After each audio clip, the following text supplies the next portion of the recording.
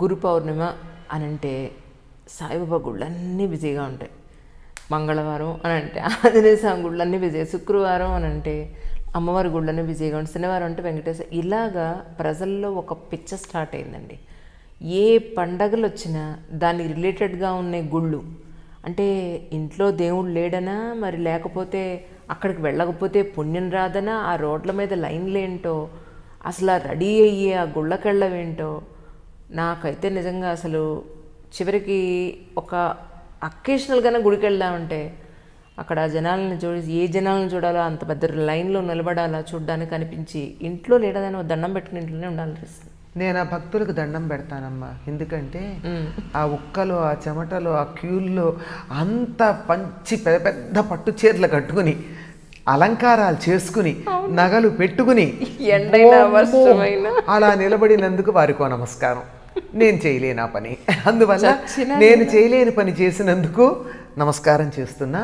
కానీ ఒక్కటమ్మా, దేవాలయంలో శక్తి ఉంటుంది అనటంలో ఎటువంటి సందేహం లేదు.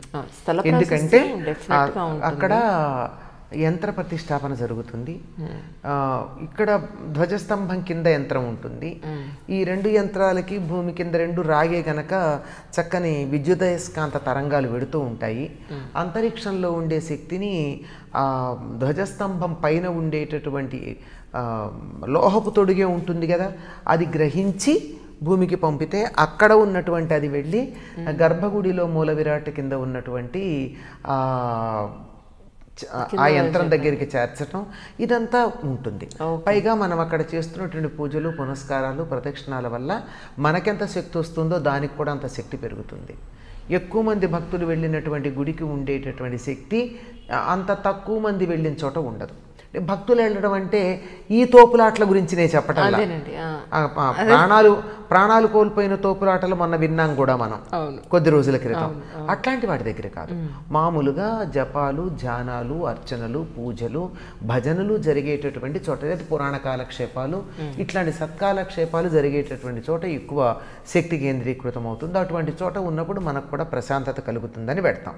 కానీ వాతావరణ ప్రశాంతత చెడగొట్టేటటువంటి చోటికి అటువంటి సందర్భాల్లో వెళ్ళినందువల్ల మనకేమైనా అమ్మాయ మొత్తానికి చూసి బయటపడ్డాం అనే తప్ప ఎక్కడన్నా ప్రశాంతత, మనసు నిండుదనం ఉంటోందా? ఉండట్లేదు గనక అటువంటి దానికి వేలం వెర్రిగా వెళ్ళాలా అన్నది ప్రశ్న. ఎందుకంటే ఈ ప్రశ్నకి సమాధానం నా ప్రవర్తనే కనుక నేను పర్వదినాలలో ఎప్పుడు దేవాలయానికి వెళ్ళలేదు, ఎప్పుడు వెళ్ళాల. ఎందుకంటే కొన్ని సందర్భాలు, చాలా కొద్ది సందర్భాల్లో వెళ్ళాను. వెళ్ళిన సందర్భం కూడా అక్కడ వాళ్ళు పిలిస్తే, అంటే అక్కడున్న ఆలయం వాళ్ళు పిలిస్తే ఆ దేవత పిలిచిన, దైవం పిలిచినట్టుగా భావించుకుని దేవుడు పిలిచాడని చెప్పి వెళ్ళి, అలాంటి సమయంలో నాకు దర్శనం బాగానే దొరుకుతుంది కనుక ఆ దర్శనం చేసుకురావడం తప్ప నా అంతటి నేనుగా వెళ్ళి అటువంటి ఇరుకులో అంత కష్టపడి వెళ్ళాల్సిన పని లేదు. నేను తిరుమల కనీసం తిరుమల కాదు, తిరుపతి కనీసం సంవత్సరానికి ఈ మధ్య కాలంలో 7-8 సార్లు అయినా పెడుతున్నా. కానీ తిరుపతి పెడుతున్నానే కానీ తిరుమలకి సంవత్సరానికి ఒకసారే పెడతా. ఎందుకని? మంచి దర్శనం నాకు ఒకసారి దొరికిన తర్వాత నేను వెళ్ళి మళ్ళీ ఇంకోళ్ళకి అడ్డం పడి ఇంకొక భక్తుడో భక్తురాలో దర్శించుకోవడానికి నేను వెళ్ళి అడ్డం పడడం నాకు అవసరమా? నేను చేసేది పాపం కాదా? జన్మలో మొదటిసారి వచ్చేవాళ్ళు చాలామంది ఉంటారు మారుమూల గ్రామాల నుంచి. అట్లాంటి వాళ్ళు చాలా కష్టపడి వచ్చి దర్శనం కోసం వస్తే నేను 4 సార్లు దర్శనం చేసుకుని మళ్ళీ ఇంకోసారి దర్శనానికి వెళ్ళి వాళ్ళ దర్శనానికి అడ్డం నిలబడ్డానంటే దేవుడు నన్ను మెచ్చుతాడని నేను అనుకోను. అందుకని మళ్ళీ రేపు 21న పెడతాను, 22న పెడతా, 23 అక్కడ దిగుతా, మళ్ళీ 23 రాత్రికి బయలుదేరి వచ్చేస్తా. కోదండరామస్వామి ఆలయానికి వెళ్ళి తిరుపతి అధిదేవ ఆయన కనుక ఆయనకు నమస్కారం పెట్టుకుని వస్తా. అంతేగాని తిరుపతి దాకా వెళ్ళాను, టీటీడీ వాళ్ళే పిలిచారు కనుక నేను బలవంతం చేస్తే నాకు దర్శనం ఇప్పిస్తారు అనుకుని ప్రతిసారి అలా వెళ్ళడం అన్నది అది ధర్మం కాదు. అందువల్ల ఎన్నిసార్లు దర్శనం చేసుకున్నామని కాదు లెక్క, అసలు భగవంతుడు నన్ను చూశాడా లేదా అన్నది ముఖ్యం.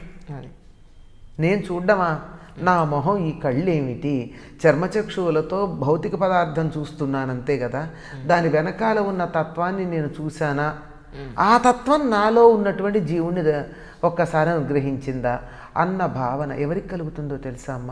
మారుమూల పల్లెల నుంచి వచ్చి నెత్తి మీద మూటలు పెట్టుకుని 24 గంటలు 26 గంటలు క్యూలో నిలబడి ఎవరు తోస్తున్నా ఏమీ అనకుండా వాళ్ళంతట వాళ్ళు తోసుకుని ముందుకు రాకుండా దర్శనం చేసుకునేటటువంటి అమాయక భక్తులు ఉన్నారే, వాళ్ళు జన్మలో ఒక్కసారి దర్శనం చేసుకుంటే వాళ్ళకి భగవంతుడు అనుగ్రహం వాళ్ళకు ఉంటుంది. మనకా కాదు. అందుకని నేను అటువంటి దర్శనం చేసుకునే వాళ్ళకి అడ్డు వెళ్ళకూడదన్న ఒక్క నియమంతో అన్నిసార్లు వెళ్ళను. అప్పుడప్పుడు దర్శనం చేసుకుని వస్తా, సంవత్సరానికి ఒకసారో 2 ఏళ్లకు ఒకసారో, అంతే తప్ప అలాంటిది ఈ వేలంబెర్రేమిటి, అదొక ఫ్యాషన్ అయిపోయింది. నేను గుడికి వెళ్ళాను అని చెప్పుకోవడం, నువ్వు వెళ్ళలేదా అని అవతల వాళ్ళని, వెళ్ళనటువంటి వాళ్ళని ఏదో మహాపరాధం చేసినట్టు పలకరించటాలు, పొద్దున్నే వెళ్ళొచ్చేసాం, నేను తెల్లారదామనే వెళ్ళొచ్చాం అంటే అదొక రకమైన ఈగో సాటిస్ఫాక్షన్, 10 మందికి చెప్పుకోవడం అన్నది కనపడుతూ ఉంది. ఇంకొకటి ఏంటంటే దేవుడు, స్పిరిచువాలిటీ అంటే ఆధ్యాత్మికత అనేవి కూడా పెద్ద కమాడిటీస్ అయిపోయినాయి ఈరోజు. అన్నిటికన్నా గొప్ప సేలబుల్ కమాడిటీ అయిపోయిందమ్మా. మీరు ఇది చేస్తే ఈ పుణ్యం వచ్చేస్తుంది, ఇది చేస్తే పుణ్యం వచ్చేస్తుంది, నేను ఈ మధ్య బాగా డబ్బు సంపాదించాను కదా, అందువల్ల ఈ డబ్బు పెట్టి నేను పుణ్యం కొనుక్కుంటున్నాను అన్నటువంటి ఉద్దేశంతో పుణ్యం కొనుక్కుంటున్నాము అనుకుని చేస్తున్నటువంటి చాలా ఉన్నాయి.